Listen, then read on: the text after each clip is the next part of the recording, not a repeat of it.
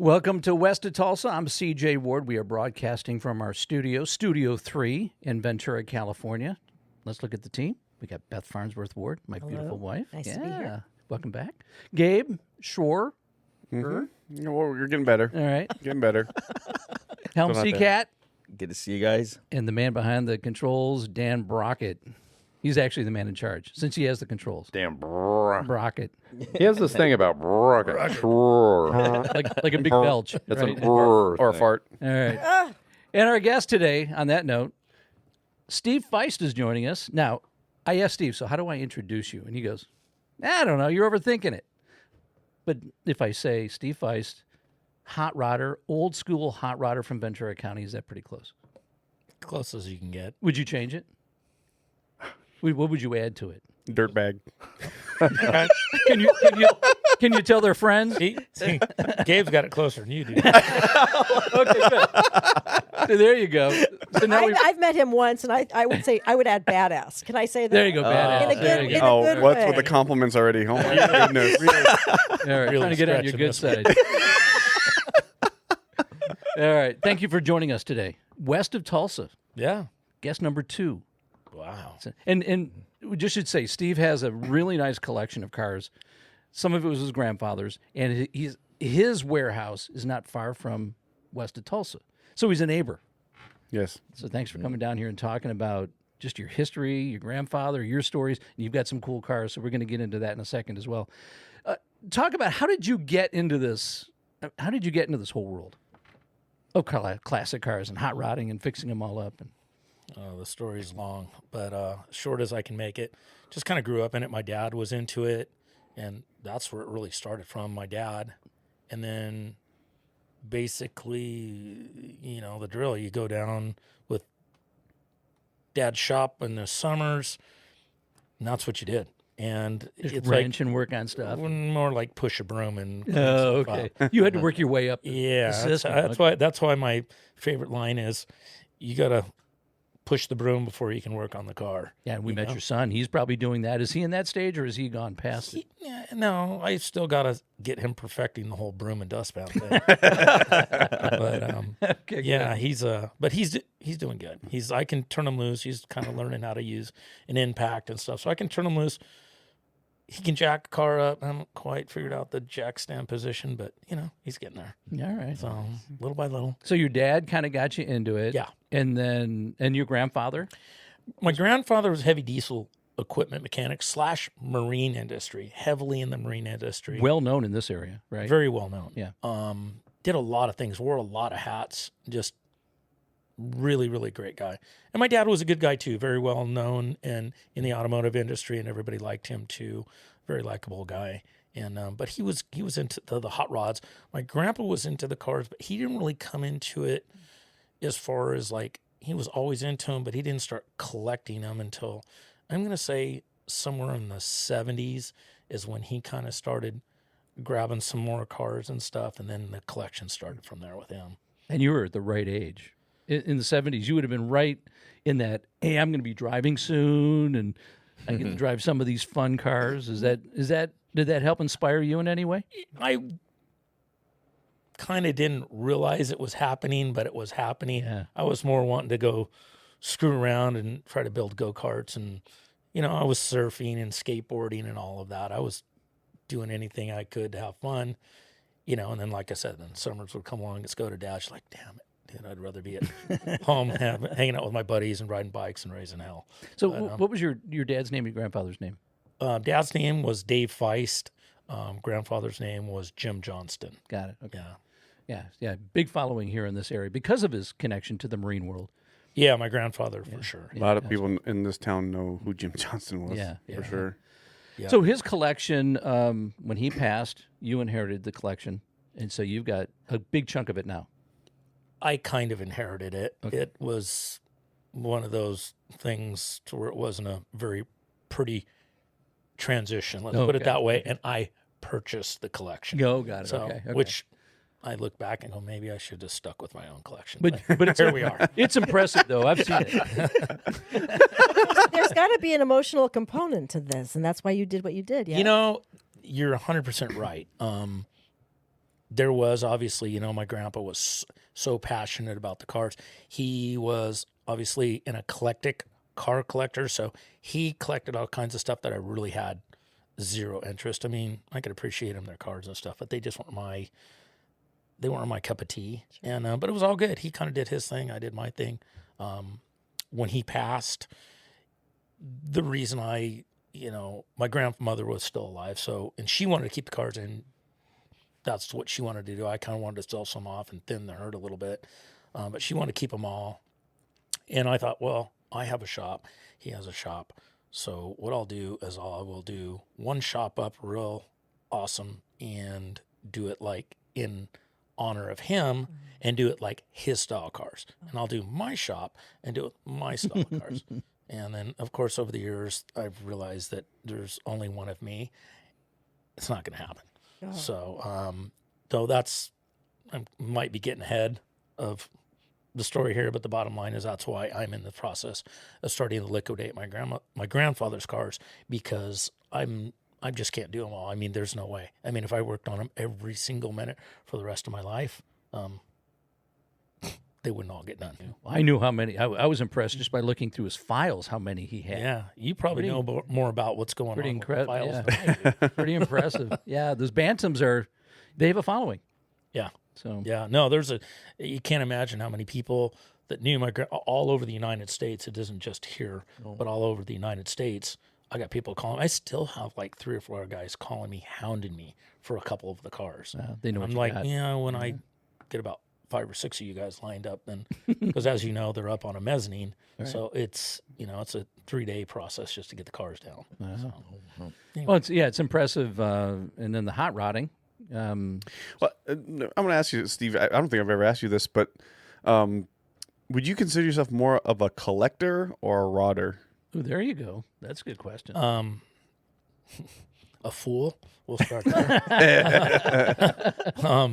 Because I like it both. I like them both. It's cool to have them. Like, I like both ends of the spectrum. It's cool to go out and stand on the gas on something that's got a bunch of power behind it, and and basically harness the power and be able to drive a car that a lot of people wouldn't be able to drive because they're squirrely and out of hand and stuff. So that's kind of the fun for me. It's the adrenaline pump and being able just to master it. And so I like that part of it, but I also like you come in and you see these cars and it's just something it's not to like say, hey, look what I got. It's like you come in and you're stoked for yourself. You're like, man, those are badass. Like I just recently because I'm talking to Gabe, so I just recently bought a car back for the 3rd time. Okay? Oh, wow. So, and it was a car that I bought, and then I wanted to fix it all up. Gabe bought it from me. Which car? Which car? 66 Nova. The one I should have never sold. Yeah. No. And so then he had bigger and better things to go on to, so I bought the car back. And then another good friend of mine, he purchased it from me. And then he was, and this guy builds super, super high-end cars. I mean, extremely high-end cars. And so this thing would have had at least a couple $100,000 thrown at it for sure. And he's got 5 cars being redone in a shop out in Valencia at this moment. Wow. And he's like, yeah, I'm going a different direction. I'm going to sell it. So I bought it back. So so Did this now- happen recently? Because I know you were thinking about it, but then you were asking me if I wanted to do it, and then I bought it back. I thought I told you. I'm just trying to be nice here. Is this the one you bought a few months ago? Yeah, 3, 4 months? You did tell me that story. Yeah. So it's cool, but Impressive. But kind of going back to where we started, that car right now, it's like I still walk in. Since I purchased it back, I walk in the shop and I always focus on that car. And I realize, I just dig that car because Gabe bought it and then was having me build the car. So as obviously I learned a lot more about the car when I was working on it for Gabe. But, and of course you grow kind of more of a fondness to it. And you're just like, wow, this is a bitchin' car. It's not, not 100 people have worked on it and thrashed it. And so it's kind of a virgin car, so to speak. It hasn't been through a bunch of hands. And that's kind of what I like. I like finding cars that, even if they've got some bad things to them, if they just haven't been touched by a million people, they're cool. There's a purity that remains, isn't there? Is there an unspoken first right of refusal when something like this happens? Yeah. Sure. Depends. I think it depends on case by case and depends on the person. Because there's some guys who are like, you ain't never gonna own that car again, kind of thing. Which Helm has experienced. Oh yeah, Yeah. exactly. Yeah. 100%. Which is a sad thing. But like, Exactly. but you know what though? The thing is that when I got the car from Steve, I had these dreams of grandeur, of turning it into a super fast. I didn't care about the heritage. Like, I didn't care about how original it was. I didn't care about all those things until I met Steve. You know, and I meet Steve. I'm working on the car. He's working on the car for me. He made the suggestions, but your fault, by the way, because I was going to have some other shop work on it. Thank God he didn't. He saved me from that. But he's putting it together, and he's like, because I'm like, oh, I want to put an LS engine in. I want to all this stuff. And he's like, what about a small, motor, a small block Chevy or whatever? I'm like, that's for old farts or whatever. And then he's showing me like all the cool things that you could do. We went to a bunch of shows. He taught me a bunch of stuff. I was like, oh, this is pretty cool. So I'm like, okay, now I'm getting attached to how original the car was, how in good condition it was, and it had zero rust on it, which is like almost impossible. Huge. Yeah. Right. Wow. So then I'm like, maybe I shouldn't do all this dumb stuff to it. After we were like, had tens of thousands of dollars into like custom front end, and the engine that he built was like, perfect. Every single bolt is an ARP bolt, and anybody who knows about ARP bolts knows how expensive that could be. And now it's like this beautiful piece that like, I don't know if I'd want to even drive it. It's so nice, You'd kind be of afraid thing. to, right? Yeah, because in Steve's collection, he's got cars that I was just like, I don't even want to like breathe on them because like they're so nice, and not because they're original, but because have so much time and money put into it. So it's like that thing with Helm. Helm's like all about keeping it original and classic. That's why I asked Steve, are you a collector or rodder? Because I'm not a collector. I don't want to collect cars that I'm afraid to drive. I want to drive everything and blow the engine up and spin the tires and do all kinds of stuff. And I don't want to ruin anything that could be a collector's car or something that kept original. So I respect that. It's just, that's not my cup of tea. It's like, but Steve, like you said, you're a hybrid of the two, right? You have both. Yep. In your collection. So Absolutely. Yeah, you respect a car that you look at it and know the history of it, respect the history of it, moving forward even after. Oh, it's like, what am I going to do with this thing?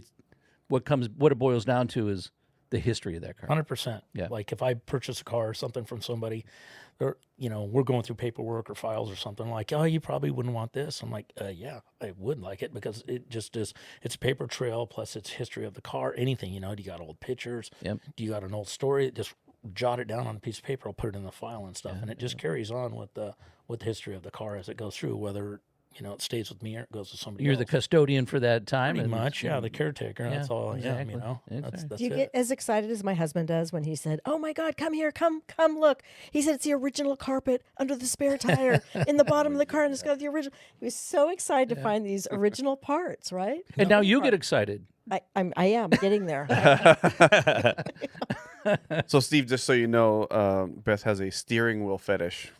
Yeah, Oh, but it has to be I a really certain do, steering wheel. big time. I Yes. love beautiful, big, old steering wheels. Yeah? They look like sculptures to me. That's cool. I really do. Then you should start one in your living room. I think I should do that. Really, a whole collection on the Yeah, wall. that's what I'm thinking. And they're not cheap to buy. No, they're not. They're not cheap to restore either. No. So, but man, when they're done and you got that chrome center cap or wing on it or ring or whatever. Yeah. Oh, he's talking dirty to Beth now, man. Yeah, I'm not listening. La la la. Yeah, la la la la la. So does that mean we can put up a steering wheel in the living room? Is that what We'll is that what find I just we'll find heard? a wall You for heard the it here, house. folks. I know. Oh, hey, you're welcome, TJ. It's got to be the advantage of right those steering. moments. It's got to be the right steering wheel, though. That's true Yeah. too. It can't Yeah, just it be could any old some steering wheel. some old piece of crap Grant steering wheel or whatever. Yeah. Probably a right. beautiful white Mercedes steering wheel That would be from pretty. early Yeah. 60s, something like that. Something like Is that that I would can be find it? beautiful. An old 60s bug steering wheel. How about like That's old true. Freightliner or some kind of semi truck? Probably not. Probably not the gremlin in the I know. Okay. we talked about. You mentioned something about history and talking to Steve. Is that why you get into the collecting part? Do you feel like you want to be a part of the history of that car? Is that kind of what's the motivation behind it? Because I know there's a lot of people like you and like Helm that want to be a part of that legacy, but there's a reason why you do it. Is there any particular reason why you do that? It's just a combination of everything. It's kind of like sometimes it's the thrill of the kill. You know, it really is. You know, it's like you find something and, you know, and I'll be the first to admit, there's sometimes I see something like, oh my God, that thing is badass, you know, I got to have that and stuff. And then you get it and, you know, it's cool. And then 2 weeks later, you forgot it's even in your shop, you know, you're working on other stuff. So then you start questioning it. So then what it does is it kind of hones you as far as you're purchasing each time. It's like, well, am I going to be over it again in another 2 weeks? Is it really going to mean a bunch? Probably one of the kind of got to backtrack a little bit here, but one of the questions we were talking about as far as like I'm the third owner of the car that Gabe had and so on and so forth. There's another car that I recently purchased, and I think that's the one that I might have told you about, CJ. And that thing has got a really, really cool story if we have time for it. Yeah, We're here for the stories, man. Okay, so when I was a kid, my dad was a drag racer too. So not only did I go to shop and work, but I also went to the races with them sometimes every weekend for months upon end. Sometimes it was spread out, just depends. And so my dad would we'd always pretty much go with a group of guys. And, you know, back when I was a kid, we'd go to Orange County Raceway a lot, which Orange County International Raceway, probably my favorite drag strip of all times. I mean, I got so many memories in my head from when I'm a little kid.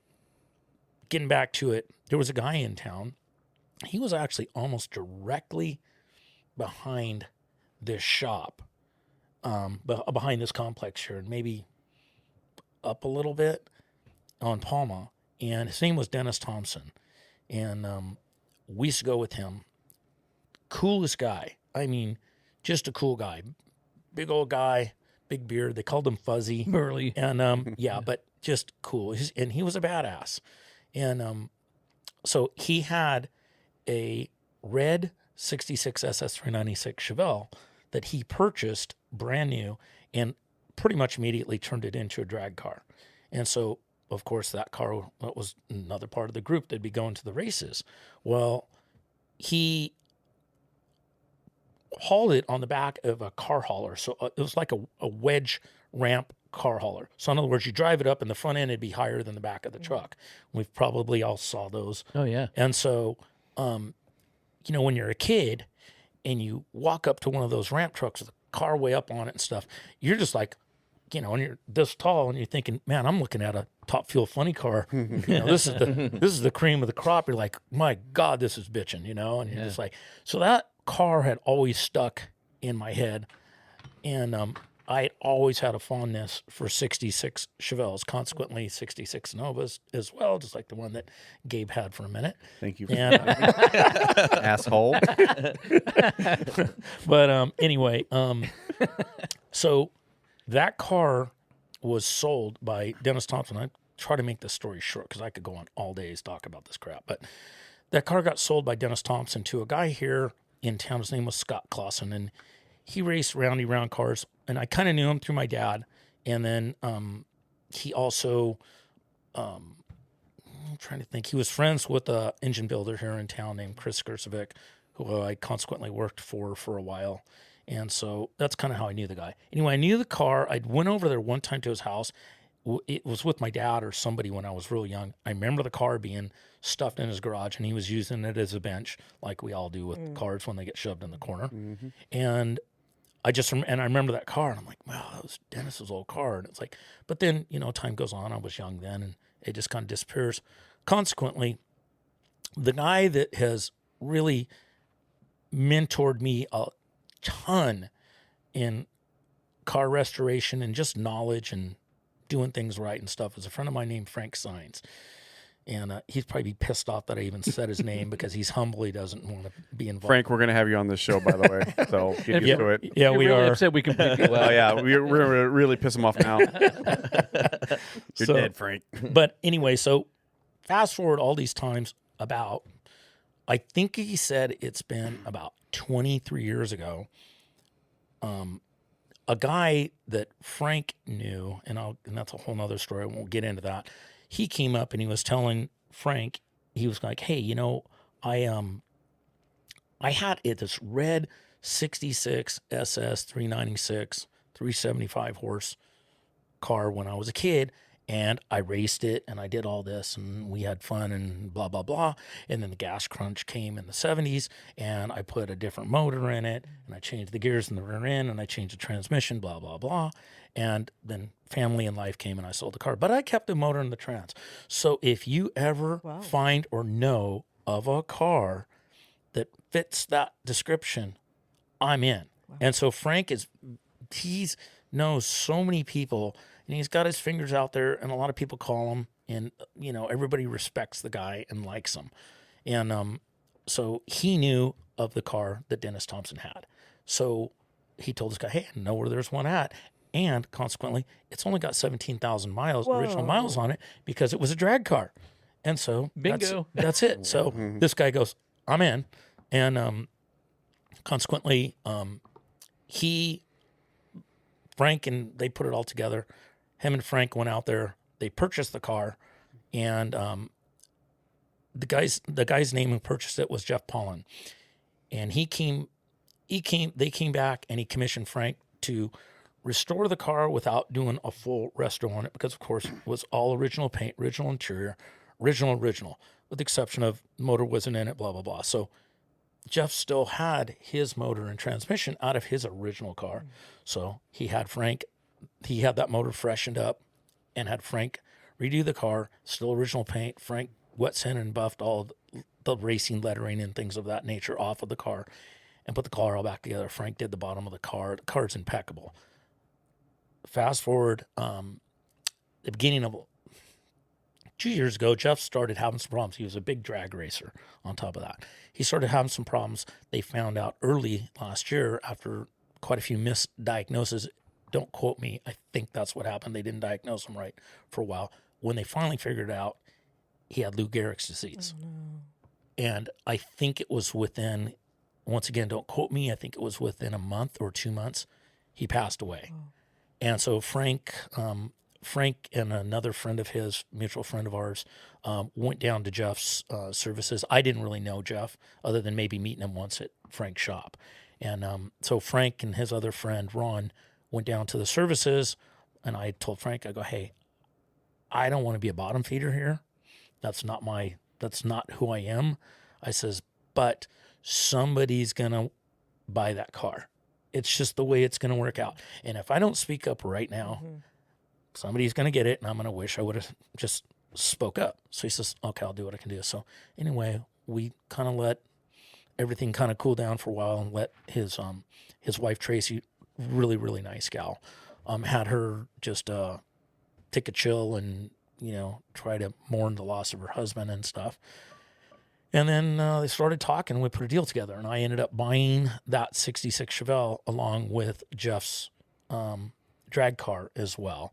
And that was it. But that, after this big long story, is the other car, which happens to be sitting next to the 66 Nova that Gabe had. So I have two red cars that sit in that shop. So when I do come in the shop, the Nova is kind of the freshest purchased, but the 66 Chevelle is, you know, so those two cars, but that Chevelle, that's all the way back to my childhood, like when I was single digits. Yeah, that is the story you told me. That is okay. So that's it. Yeah. That's the one. But yeah, you're right. That it shows how it comes full circle. That's one thing. Also, it shows you how small this community is. Oh yeah. How everybody kind of knows everybody or has a connection to somebody, and so if you need a part, or if you're looking to find an old car that you sold that you hated, you know, you can put the word out and maybe find that person. Yeah. Car. Yeah. Yep. So yeah, that's a great story. And it feels like almost everybody, every leg of the journey is just as invested at the time as you are ultimately in getting that car. Yeah. No, it's beautiful. Yeah. It's just, it's the infectious disease that you get when you start getting into this stuff. And, man, this is the way it is. I went this morning. I was out at a friend of mine's house. I was helping him. He consequently purchased a 41 Willys that I had. And so I went out there to work on it for him and do some stuff. And I have to laugh, and Gabe knows him. His name is Josh. And we went through high school together. Long story short is I was out there today, and I was talking to him. And he goes, dude, he goes, man, he goes, so he's just kind of in the last, like, probably, I don't know, 3 or 4 years, really gotten into the cars. He had a car that I built for him 30 years ago, which he did the same thing. He sold it and then bought it back, and then which he still has. And but he's gotten into some other cars, and he's ended up purchasing some cars from me recently as well. And when I was out there today, where I'm going with the stories, he's all, dude, man. And Josh is really funny. He's a crack up. He's all, man, dude. He goes, I'm just whacked the fuck out right now, man. he goes, I'm serious. He goes, I just keep looking at cars, man. I'm just looking at cars. I'm just jonesing. He goes, if I won the lotto, I'd probably buy 1,000 cars, man. He goes, it's just insane. I'm constantly just looking at cars and go, is that a deal? Is that a deal? You know, and man, he goes, and he's just all hyped up. But if you met the guy, you would understand. Is he freaking himself out or something? He's just like, man, he goes, I'm just having to really put the brakes on myself. Wow. He goes, because I find myself wanting to go out and buy more cars. And I see this car, this is nice. And he goes, and then I come to your place, of course, and he goes, and I see all these cars, and then I get a new kind of admiration for this level, this year car and this style car, and then I want that car. And then which is he's like the crackhead talking about his crack problem at the crack house. That's what he's doing. Exactly. And you're the crack lord. Yeah, it's like you're talking to the wrong guy about your problem, buddy. My grandfather, and I don't want to delve too deep into this, but my grandfather always made parallels between cars and women. And it's much better to be addicted to cars and looking at cars and buying cars and cars and cars and cars than the other way, right? So he was married twice, period. But he'd always bring that up. Well, and all the old photos of Richard would always be, your grandmother posing. Yeah, he'd always put her in next to front of a a car. car. And he'd put her in front of an airplane, or he'd put her in front of a car, or a truck, or a motorcycle. But Well, it's like the joke goes, and there's memes all over the internet now about like this a wife concerned about her husband behind the computer at midnight going, is he looking at porn? It's like, nah, he's looking at cars, which is way more expensive. Well, and in this day and age, like Bat. It's like, yeah. I mean, everybody's looking at Beth. Beth gets mad at me. We're sitting on the news set, and I'm looking at Bat, and she gives me this look like, well, it's rude. It's rude when somebody's giving the weather, and they're telling you the weather's going to be the same as it was yesterday and a week before and 5 months. why is that before. rude? That's why For the non-car people listening, it's bring a trailer, not Bat. You know. So you look at it, you look at a bring a trailer, and you go, okay, I look for some cool car stories. But then the thing is, kind of like what you were talking about, is you look and you go, oh man, wouldn't it be cool to own this car? Yeah, man, how much That's how it would starts. Be to drive Trouble. This car? Yeah, And then you keep driving them. You keep driving them, or you buy them and you have them and you drive them, then you park them away for a long time and you go for the next one. I wish. Oh, So that's yeah. what I'm talking about. Yeah, come on, Steve, spit Dilemma. it out, buddy. I wish I could drive them. Yeah. I'm so busy working on everything. So what I've became is just a slave to the cars. That's probably the only downfall with having so many cars and doing everything yourself. I don't generally farm my work out to anybody. So I try to do everything myself because I'm a control freak. And so therefore, at the end of the day, I'm so damn tired. Everybody's like, why don't you drive a different car home? And I'm like, because I don't want to clean it the next day because I got too much work to do on other cars. Yeah. Steve, tell us, Gabe was telling me, like, you do a lot of different things. You do body work, you do electronics, you do, like, tell us a little bit about all the different skill sets you've developed over having this great car place. Electronics, zero. Electrical. No electronics. Electrical, yes. Oh, okay. Yeah, I wish I knew more about electronics, but then I'd probably be in more trouble and spend more money. You would. So that just kind of comes with the territory when you're doing these cars. You know, you just kind of, and it becomes a little of both. Like when you're younger, obviously, you don't have carte blanche money to go out and it's like, hey, I'm going to have you paint this car and you do, and I'm not, and that, so you kind of learn how to do it. Well, then what happens is I've been fortunate enough to learn from the right people who have taught me how to do things right more than wrong, for sure.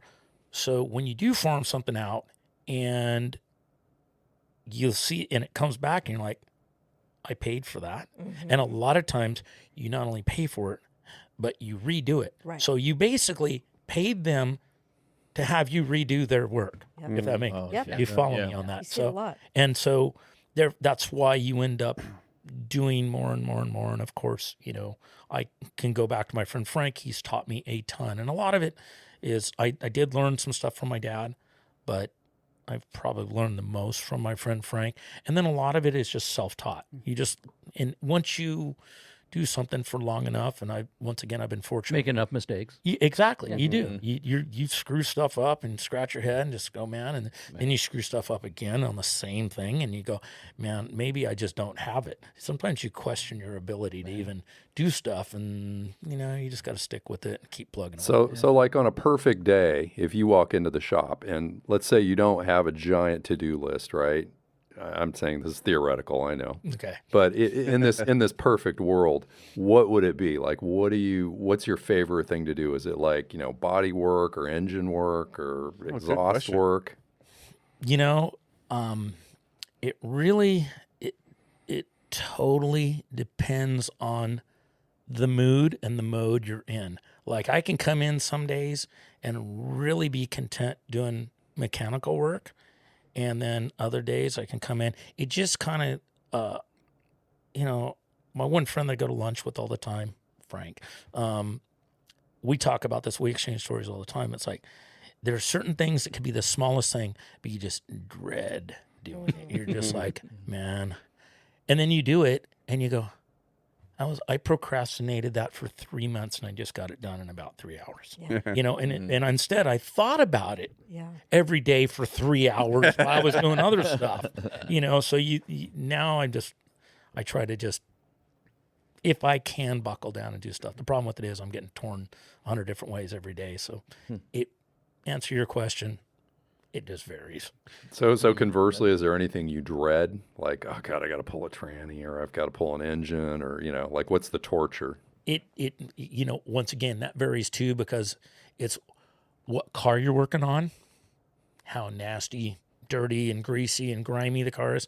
I've been working on my grandfather's cars for about a year solid, so I've kind of went way off track from what I'm used to working on. So now I'm in an unknown area. I'm working on all these cars from the 30s and the 40s, and I know nothing about them. They're all mechanical. Everything turns. There's nuts, bolts, and that's the way it is. And what can come apart can go back together. But it's the part I don't like about that is not knowing, like, I work on all the Chevy cars. I know where I can get everything, or I know a person I can call that knows. I can navigate my way around that. When I'm working on all these old cars on my grandfather's, I have no clue. I'm just going into it blind. I understand the mechanics of it, but as far as like, okay, well, what am I going to do this car? This part's wasted. Where do I start? Well, what am I going to do what am I going to find a part for 36 Pierce Arrow? Have you come to West of Tulsa before? Have you seen the shelves and have you seen all the parts that were back there? Yeah, We probably have it. I bet we do. yeah. We're just comparing apples to apples on that one right there. It's talking about one of your grandfather's cars. Is when I first met you, showed up at your lot, and first thing I noticed was 2 cars sitting right in the front that had the same shape to them. And you said, "Yeah, go ahead and take a look at them." You wanted me to do a little digging into the history of these cars, and so I see those 2 right near the entrance. So I thought, it's a good place to start. Lift the cover off of them, and they're both Chrysler 300. Hurst. Yeah, well, and there's one. It's a convertible, and it says Hemi on it, and I'm like, okay, this is a good place to start. There it is, right there. So that car. We talk about the story and all the ingredients coming together. This car is just an amazing automobile, not just because of what it is, but because of the story. Let's talk about that a little bit, because that's one of my favorite cars that you have. Yeah. It was your grandfather's, right? He bought that at auction. Correct. Yeah. The convertible Hemi car, it's cool, kind of a cool story. My grandpa would, how it would work out is he would just, I don't know. I don't really know. It's kind of a bummer. I didn't get to talk to him in depth about everything to kind of pick his brain, which of course, now it's all the woulda, coulda, shoulda. But I think what would happen is he'd get out there and start looking at cars, and he'd get it in his head. You know what? I want one of those cars. Or he'd go to an auction looking for one of those cars, and then he'd see something else. And I was like, whoa. So he went to an auction, which you know the story, but he went to an auction, and he ended up purchasing that car along with the Lincoln that he had. That I had think it was a 77 or 77 Lincoln. Yep. Reggie Jackson, baseball player dude, he brought him back to his shop in Huntington Beach for my grandpa. I think my grandpa bought him in Missouri or something like that. And so it was really cool. So when I went down there with my grandpa to go get these cars. And I really, at that time, I can't remember when that was, but at that time, I was into the cars and stuff, but it didn't click. I knew Reggie Jackson had a good collection and stuff, but it didn't click, what kind of cars and what scale of cars that guy had. And I got down there and I just was like, whoa, I walked in that shop and it was like, this is all my cars here. Wow. I mean, he had Yenko Camaros, he had 62 bubble top 409 cars. I mean, the list just goes on, and every car was like a high end, like low number car. And I'm just like, I was in heaven. I'm like, Grandpa, why don't you buy something like these cars? And so, but my grandmother took us down there to Reggie's shop, and in Huntington Beach, and we drove both of those cars back to Ventura. And I tried to get my grandpa, just let me drive the Chrysler because the Lincoln will be a lot nicer ride for you. And he's like, yeah, right. So that's how it went. So, By the way, that auction that you talked about where he bought both of those cars yeah, was in Tulsa. Oh, it was in Oklahoma. Yeah. Oh, okay. I thought it was in Missouri or something. Talk about symmetry going on here. Yeah. That was in Tulsa. It was 1995 in Tulsa. Okay. So there you go. So it was a little bit ago. So yeah, when you called me to check out the history, I went through all the files, and by the way, he kept great files. Yeah, it was my grandma. Yeah, it was your grandmother. Yeah, Grandma. She did a great job. So then I started finding paperwork from the auction and the car was sold by a Dr. Guy Reed, was the gentleman who sold both of these cars and a bunch of others. They had a whole Guy Reed collection. That was part of it that your grandfather bought it from. Again, 95 in Tulsa. And the question that a lot of people have about this car, because that was probably the last time this car was seen publicly. Because your grandfather bought it and then just kind of stowed it away, right? Correct. Yeah. Correct. And so when you asked me to start doing some digging, going through the files, I worked backwards from when Guy Reed sold it, because we knew that the only person who had it after that was your grandfather. Right. The question was, who had it before? Right. And doing some digging, found out that this is what a lot of the Mopar guys call the one of none car. And there's just such an interesting history behind this car, because as soon as I started doing some digging on it, I found a Mopar blog, if you will, where there was a whole discussion. It had been going on for years whether this car even existed anymore. Right. And I called you up and I said, "Oh, you got to see this." Yep. And yeah, I mean, for years, no, it doesn't belong. Oh, no, that car doesn't exist. Oh, yeah, no, they never built that thing. That's just a myth. And I'm sitting there thinking to myself, no, I think that car really. I just saw it today. And so working backward from it, the way the story goes, and I'll try to make this as quick as I can. So there was a Anthony Boccaccio in New Jersey who saw that they had built a Hurst Hemi in 1970, and this would be what they call the platform car. I think the Linda Vaughn car. The famous one where she's always standing on the back. Yes. Hurst Yep. Linda Vaughn car. So he wanted that car. So he went to Chrysler and said, "Hey, can you build one more? I'll pay whatever you want for it." And they said, "No, we won't do it." So he ended up finding a dealer that would sell a New Yorker that he could have modified by a dealer. And so he found a dealer who he said, "Hey, again, I'll pay whatever it takes to get this thing modified." But it was very complicated because dropping a big old monster Hemi into one of these cars is not the easiest thing in the world. So he got the dealership to do it, and the dealership got some help from the folks at Hurst who helped with the original car to build this. So Boccaccio gets his 70 Hemi convertible, and then it went from him to, let's have to look at my notes, a Steve McLeod in Tennessee. So this was Bristol, Tennessee now. So Steve McLeod at the time owned the original one-of-one Linda Vaughn car. So now he had both of the cars. And there's a belief that there may have been a third 70 Hemi Hurst convertible that a Chrysler executive took out for a joyride and smashed it, destroyed the car. So look, I tried to confirm the Boccaccio side of the story, whether that really is what happened in this case. I have not been able to get anybody to really call me back or confirm that that's the case. But looking at the documentation I've been able to find, that's pretty close to what had happened. So then McLeod decides he wants to change his collection around a little bit and wants to stick with just the Linda Vaughn, the real one-of-one 70 Hemi Hurst convertible. So he sells off that car to Guy Reed, Dr. Reed, who then sold it to your grandfather. So then when I go back to the blog, I start running numbers. I start, decoding VINs and going through all the paperwork I've got.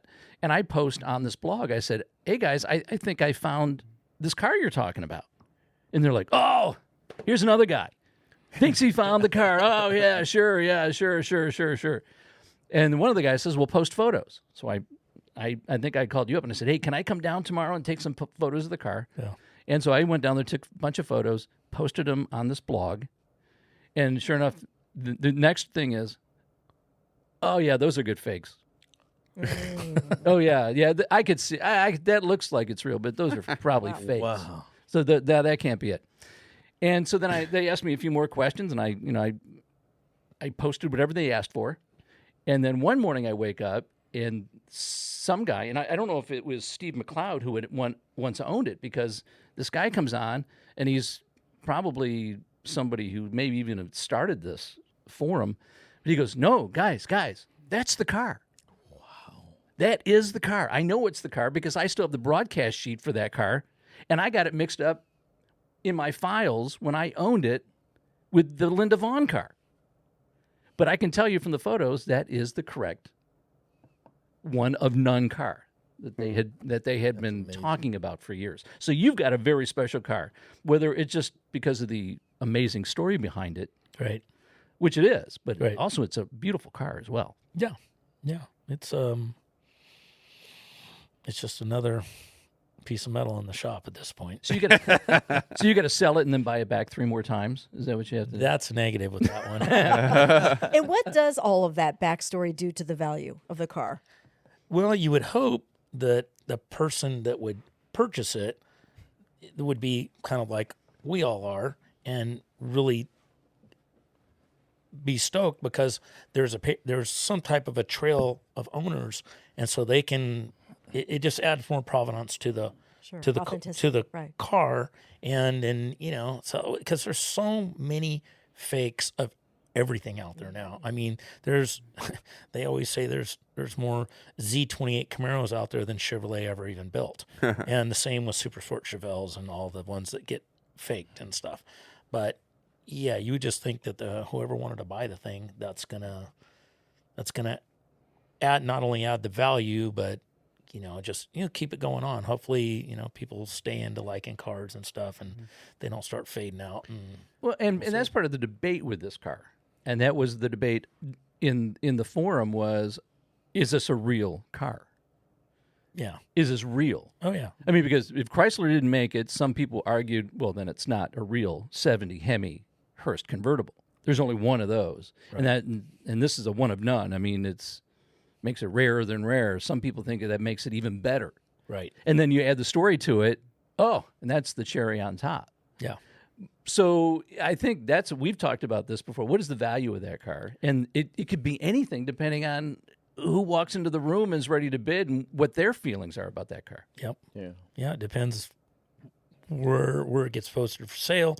If it goes to auction, if it's a Friday night auction when everybody's tipping the beers back and it runs away, or just depending, it's a total coin toss. What makes it unique to me is that the car sitting right next to it, the hardtop. A hardtop, yeah. You got 2 cars, and then if you call it the hardtop pictures, it's identical. It's like a brother sister car.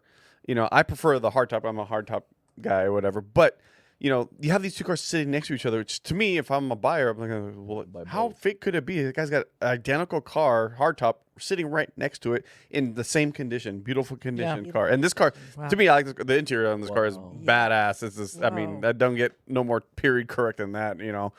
But And that is a 440 into the hard, but yeah. the four, Yep. Yeah. So you would think it would be the opposite. I thought that with the hardtop would have the Hemi, but it maybe makes the convertible even cooler that it's got a Hemi instead of just the 440. When the convertible originally came with a 440, they ripped that out and put in the 426 Hemi. Yeah.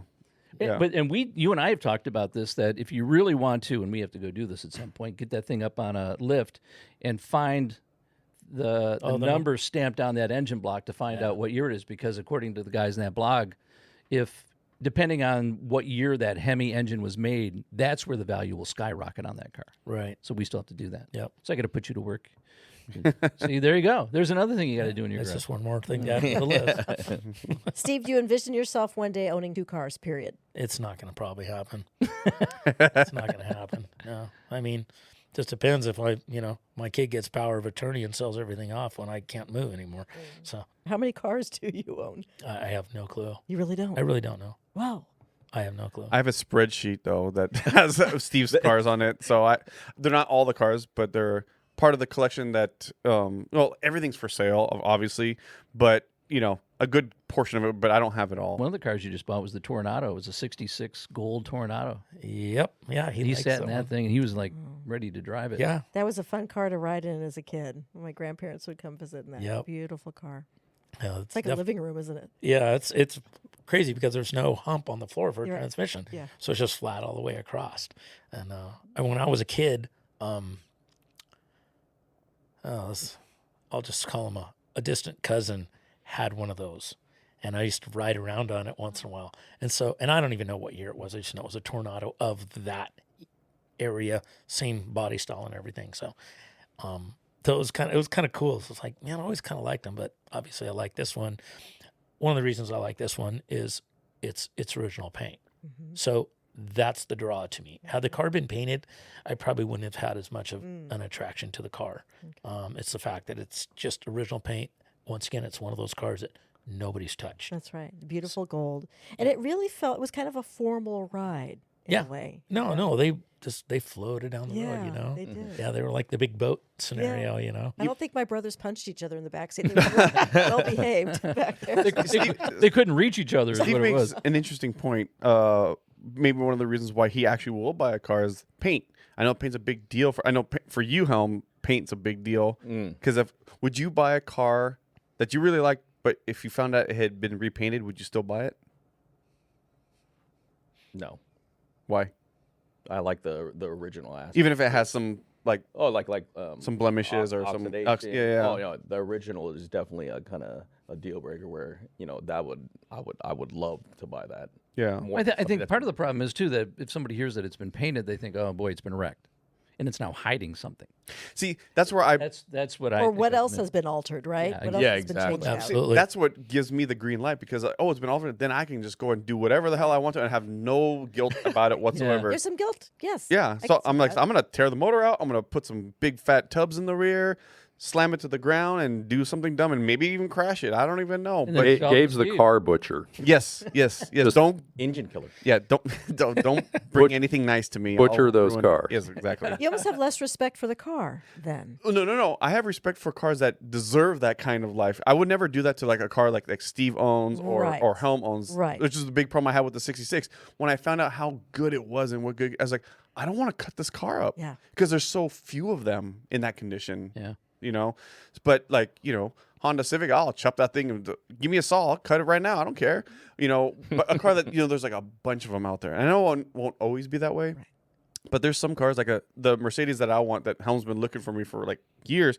He won't give me the ones that are for sale right now or that he can get a hold because they're too nice for me to do what I want to do to it. And so you wouldn't trust him with it, right? No, No, I would and he trust- shouldn't. No. I would trust you on the mechanicals, what you want to do, but I think I know the threshold of like what type of car to start out with for you. Because to me, I would feel guilty giving you something that was turnkey, beautiful, and then, I don't know how I would classify myself. If you like you said, you want to put an AMG more in the Mercedes. I think I would gravitate to. I would accept that. Yeah, I don't know. I could put no LS in it. I mean, I could, But but there's I a lot would. of people that do that. But I mean, it's that's where I think the grounds are where you meet different car people that you come to a common respect for each other and where you guys stand, where we all stand. You're a protector Yeah. And he's of the authentic. Exactly. Yeah. And I'll say my relationship with knowing Steve, getting to know more about the hot rods, which I always liked the 66 Nova, and I just like Novas period, and the Impalas. Just growing up, I didn't know anything about them until I met Steve, and he shows me a whole world of things. Because especially with the internet now, you get people. It sounds like, oh, you should LS swap it, twin turbos. Yeah, that's all cool and fine and dandy, but something about like a big rat motor in a car, there's nothing like it. And when Steve showed, I was like, oh damn, like you can't get no LS to idle like a big rat rod, big block. It's nothing like it. There's nothing like it at all. I mean, don't get me wrong, a cammed out LS, awesome, but it's not the same as a big block rat motor, And you learn that through relationships, like I've learned so much. I learned a lot about the Mercedes from Helm, just knowing these people, and I just really dig that. I can appreciate what I build. An all original 66 Chevelle or a 73 123 wagon. No, unless I could do something dumb to it, like what I want to do. Sure, right? Sure. So I can appreciate that. I just it's just one of those things that like I would do it, but I wouldn't do it to their cars. I'll do it to my car. So we got to get pictures of some of your dumb projects because we got. If I ever finish them, yes. That's what I want to see. I remember real quickly, you're reminding me that my friend Vicky Shalato, her mother drove a Chevy Nova, and I thought it was beautiful because it was yellow with a white top. Does that sound familiar? Did they? Yeah. And they would do that. It was just so pretty because our cars in the family were kind of beigey, almondy, boring, and it was this beautiful yellow. What year was it? Well, Do you remember? probably 70s. Okay. Does that help? Nova, you say? It was a Nova. It was a Okay. Chevy Nova. Okay. And I remember her mom was working. She was a nurse, and the grandmother came to pick me up. We were having a play date, and nobody used the seatbelts. And I not. shared a story with the grandmother about my father had a cancer on his eyelid and had to have surgery. Anyway, I was telling this horrible story. And she slammed on the brake. She was so shocked by my story. And I remember flying down into the floor well of crawling my way back up. But anyway, it was such a pretty car. I just remember that. And it was a nice, smooth drive. And we'd all sit in the front bench seat. You have a history of flying around inside cars, Beth. What is up with that? back. Well, I Back grew and up front. without seatbelts. Remember that era? And she Yeah. lived, I survived. did survive. Yeah. A couple concussions, but Oh boy. We all did, and we're all here still. Yeah. Exactly. Yeah. Lucky Well, you. I mean, speaking of that, since you're down the street from us, Steve, and I know you've got a ton of stories to tell and a ton of cars, definitely going to have you back on because I know we're just tip of the iceberg right now, and talking about those Chryslers, which hopefully they will go to a good home once we get them out there to the market and ready for people to enjoy them. But there's so many other cars that you got and so many cool stories, especially the rod. I like the rotting stories. Obviously, I think it's well established that I like to We'll do a hot rodder show. We'll get in some other hot rodders from Ventura, Santa Barbara, and get everybody in here and let them fight it out. Yeah, well, eventually we're going to talk about the whole Ventura Pomona thing, the Pomona, history. that's That's a right, big yeah, deal there right. too. So I'm sure Steve's got plenty of buddies down in Pomona that would love to argue their case for Pomona against Ventura. Oh man, that'll be a good. Yeah. So we'll definitely have to have Steve back on and Yeah, talk about more of that stuff too, and also Absolutely. too about we won't get into it too much today, but about how a lot of stuff's dying off. Things that like trades, like skill sets that the younger generations they're not picking up. The things that they could be passed on, like the stuff that Steve learned from Frank or whoever he met along the way that he's using right now to this day, why he can do things all by himself. Those skills are being lost, and our buddy Kevin, he's trying to carry that on. Try and have him on too, Kevin Yeah. Haberly from Well, even Community Hot Rod Project. cutting car shop, right? In high school. That's a big deal. Oh yeah, that I think that was like the beginning of the end right there, killing auto right. shop, Yeah. and stuff like that. I agree on that one. And it's funny. So a friend of mine out in Lake Havasu runs a big boat company out there. So he deals with a lot of super high end and big performance motors and stuff on these big, huge boats. And so he called me the other day and he goes, "Hey, is it cool if I put a motor at your shop I said, yeah, what's going on? Where does it need to go or whatever? And he goes, I donated. It came out of a boat. Guy wanted obviously a bigger motor. So I took the thing out. It's totally complete. And I'm donating it to Ventura High to their auto shop program. And I says, I go, they still got an auto shop? And he's like, yeah. So it was a friend of mine's kid. Friend of mine's kid is in the auto shop at high school. And that's who, friend of mine, AJ, from out there at Barrett Custom Marine, he's the one that donated the engine, and then they're going to take it and take it all apart and check it all out in auto shop. And it's a really bitchin' motor because it's a big block. And I guarantee nobody in that class, none of those kids even know what a big block is. Sure. You know, I'm guarantee it. So, I mean, this is like total cool factor. And if they take it apart and then they put it back together and it's complete, so that you can fire it up. He put it on a crate. I mean, it's got everything on it. Yeah. So they can take the whole thing apart, put it back together, put power to it. It's fuel injected and stuff, but they'll just be able to put power to it and they'll be able to fire it up and hear it. It'll be loud. And so awesome. Would you go in and help them with that at all? Is that something that would interest you? I would go in and help as much as I could. You know, I think it's way cool factor. As a matter of fact, my kid is going to private school right now. They don't have auto shop. And of course he's just in elementary. He's got to go through junior high and blah, blah, blah to get to high school. But even if he follows the trend at the school where he has their neighboring school, which is adjacent and kind of adjoined, they don't have anything like that. So it really, you know, hearing that, I started talking to my friend's kid and he says, yeah, they still have auto shop, metal shop, wood shop, everything at Ventura High. I did not know that. I thought they kind of started deleting. I thought they I killed it thought all so too. too. So right. And so he was telling me, so yeah, he goes, so I go in metal shop. I'm in auto shop, but I go into metal shop. Sometimes I have to weld stuff up and bring it back. And I'm like, oh, even better. You know, that's bitching. Yeah. You know? Super cool. Well, I think we'll definitely have to do a whole thing on that because I think that's a huge thing, especially for the younger generations. Yes. You know, and I think what's cool about it is that a lot, especially in the import scene, a lot of the guys they're tired of like this hacking on the internet. They want to go back to like what it was like before that because they're finding out how cool a big block Chevy is or how cool a certain car. Back when you're drag racing, you know, a 13-second car is a fast car. You know, but now everyone's like, well, if you don't do sixes, you're crap. I'm like, dude, that's ridiculous. You know, no human being can drive a 6-second car on the street unless you're maybe Steve or something like that. You know, but even that, you're just like, that's not reasonable. You don't need a 6-second car to be cool. It's like the Instagram likes. It's like, if I get as many likes, it's like, it's not about that. It's about enjoying something. Right. You know, and we talked about this in earlier shows. You know, about being visceral, touching your hand, putting your hands to work, and not being on an iPad or a computer or whatever. Those are all fine, but when you get your hands on something and it vibrates and it makes loud noises and it does something, and you know you have the instant reward of like when you put something together and it runs, you're like, yes. So Good feeling. Definitely think we should focus on something like that for the future Get shows. dirty and smelly and this- greasy. And the skills, the life skills that you're learning. I think we should all vote for Beth to take a whole series of working on cars and getting dirty and grimy. Yeah. And changing a How fast bit. I you can do the change. oil I can change a tire. Nice. That's the start. Now we're gonna get gotta Beth. start That's the start. We're gonna get Beth to build a big block Chevy with Steve. So that's what we're. Oh, now there you go. There we go. Spare time. Our spare time. Okay. There we Yeah. go. Love it. Take several parts.